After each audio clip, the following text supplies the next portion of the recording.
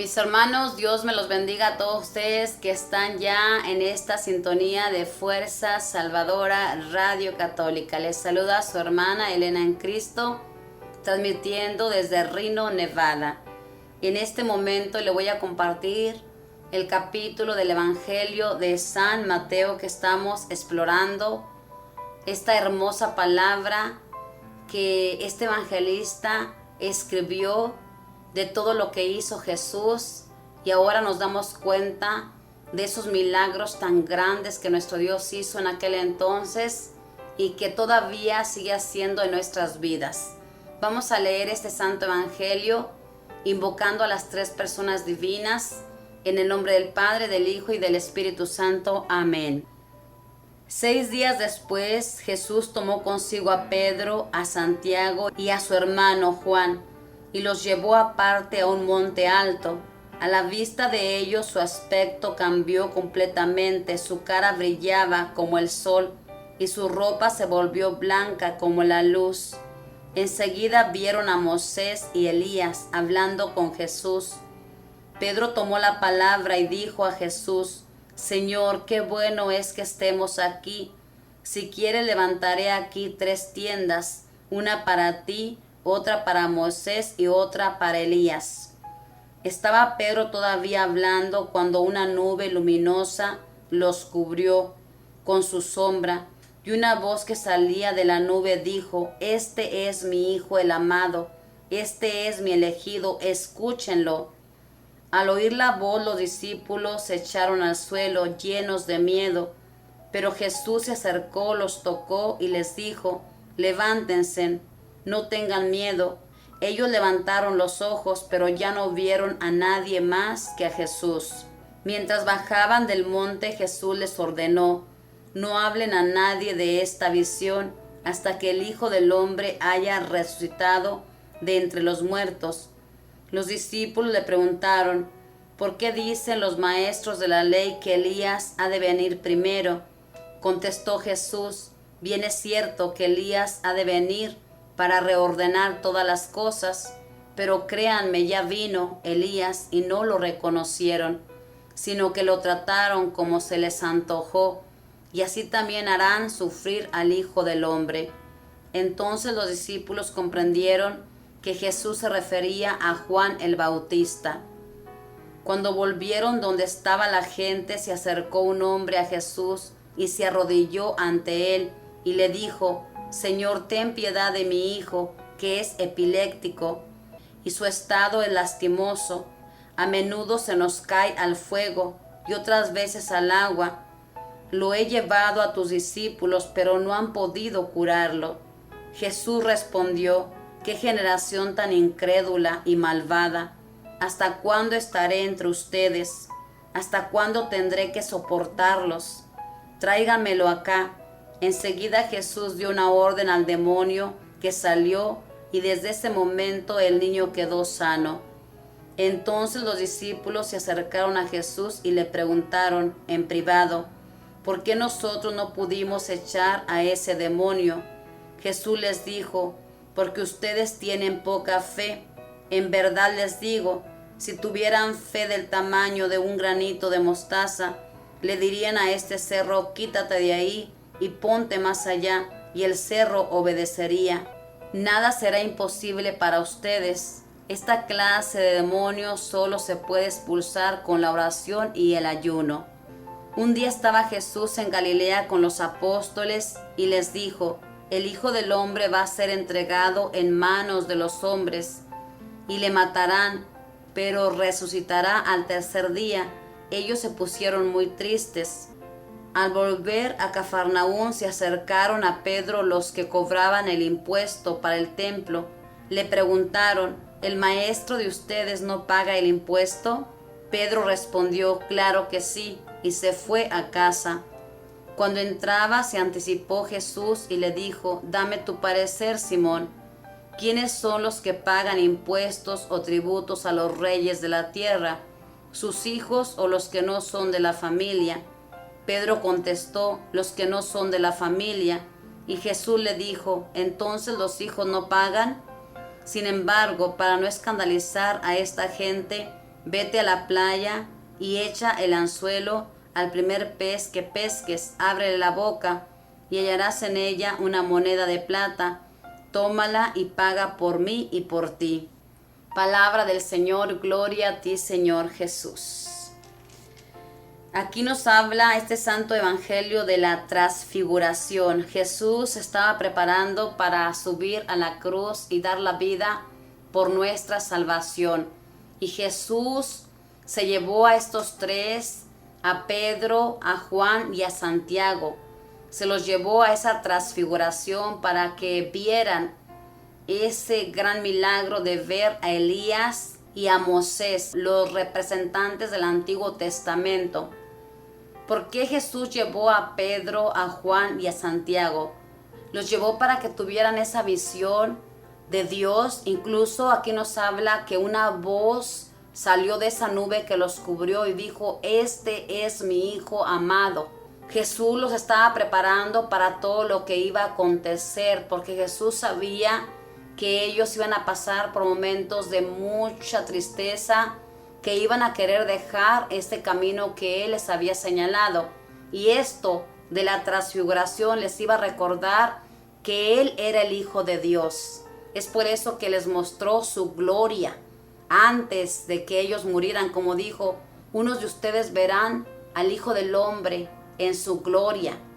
Y Pedro, como piedra, como roca que había escogido Jesús para que la iglesia se fundara, lo llevó para que no se desanimara. En la vida de nosotros, hermanos, también nuestro Dios muestra esas transfiguraciones.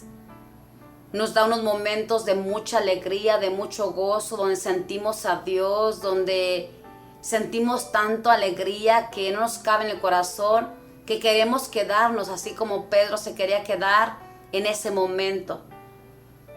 Pero Dios nos prepara para lo que viene, porque nuestra vida no todo es felicidad, hermanos. Nuestra vida va por etapas. Hay momentos de mucho gozo, como lo tuvieron los apóstoles, pero también tuvieron momentos bien difíciles, que no entendían nada, que todo se ha vuelto oscuridad. Pero sin embargo, en esos momentos de oscuridad tenían que recordar todo lo que Jesús había hecho. Lo mismo nosotros. En esos momentos de oscuridad tenemos que recordar todo lo que nuestro Dios ha hecho por nosotros. Y eso nos va a mantener de pie, esperando en la misericordia de nuestro Dios, que así como otras veces nos ha levantado, así nos va a levantar en esta vez. Tenemos que tener esa confianza absoluta. Jesús también les ordenó que no dijeran nada, que se quedaran callados hasta que el Hijo del Hombre resucitara. Y así fue. Estos no dijeron nada, lo guardaron, cosa increíble, pero lo guardaron en su corazón, sino hasta que Jesús resucitó. Todo eso lo empezaron a analizar. Aquí nos habla también de que le preguntaron que por qué dicen los fariseos que Elías ha de venir primero. Y aquí les habla Jesús de que Elías ya vino y que no lo reconocieron. Sabemos que el profeta Elías vino en Juan Bautista. Con el poder del espíritu de Elías vino Juan Bautista. Pero ellos no lo reconocieron, como dice aquí, lo trataron mal. Aquí lo dice Jesús.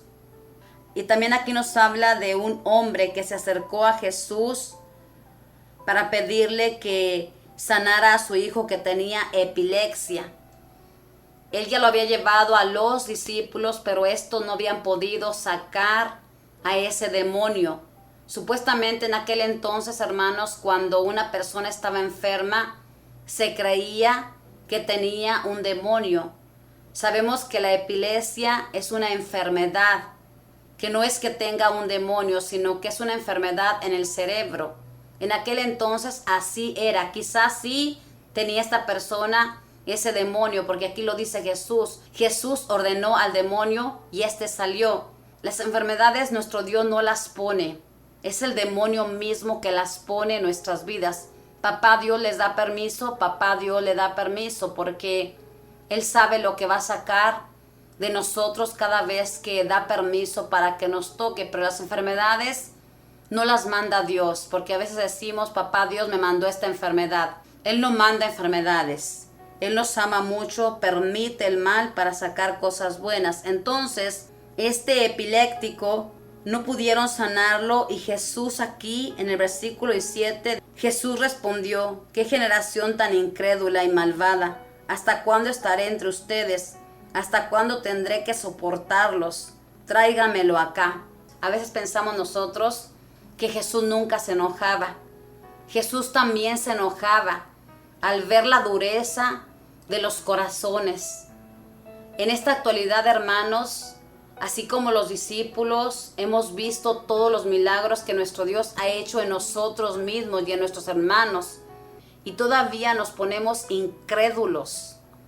Aquí nos habla de la fe. Tenemos que tener fe para poder ver esos milagros.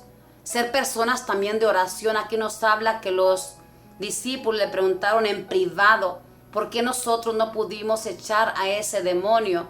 Y Jesús les contestó: porque este demonio solamente sale con oración y ayuno. Tenemos que ser personas de oración y de esa manera nuestra fe va a crecer. Pero queremos milagros de nuestro Dios, pero no tenemos fe.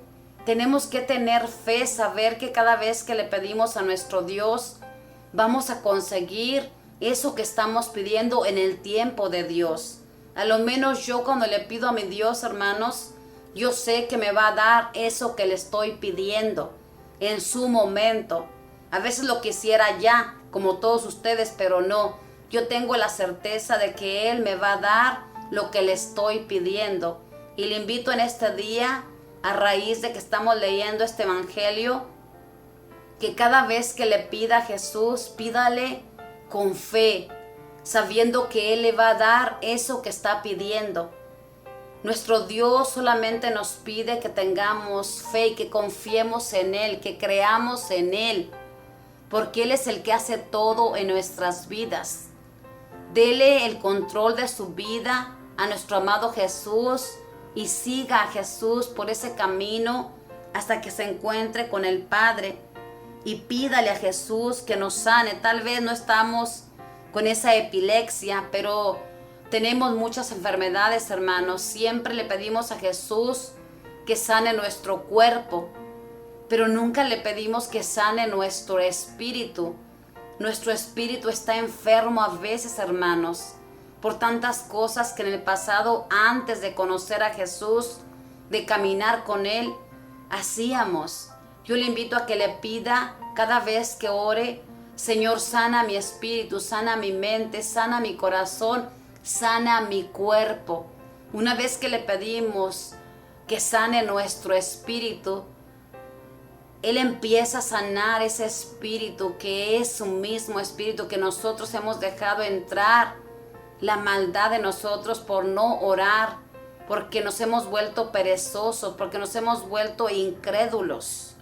Aquí nos habla también de que Jesús le preguntó a Pedro que si los hijos no pagaban el impuesto a los reyes. Sabemos que Jesús era el Hijo de Dios y Él, como dueño de todo el mundo, vino a este mundo a hacerse igual que nosotros. Y Él hizo lo mismo en aquel entonces para que la gente no se escandalizara. Le dice a Pedro que vaya y pesque al primer pez, y el primer pez que pesque le abra la boca y que hallará una moneda. Aquí a mí me da un poco de risa, hermanos, porque fíjese bien, Pedro obedece. Pedro va y pesca al primer pez y le abre la boca y saca esa moneda para pagar por Jesús y por Él. Es lo que pide nuestro Dios, hermanos, que le obedezcamos. A veces son cosas que no entendemos. Pedro, yo le aseguro que no entendió, pero obedeció. Imagínese ir al mar y pescar un pescado, así como lo hizo Pedro, y abrirle la boca y tener la certeza de que iba a hallar esa moneda. ¿Cuántos de nosotros creeríamos en eso? Yo le aseguro que muy pocos. A veces se nos pide que hagamos esto y no lo hacemos. Simplemente cuando estamos en un retiro, que el predicador nos dice: dé un paso de fe, venga enfrente. Y no queremos dar ese paso de fe porque no creemos que Jesús está en esa persona que está predicando.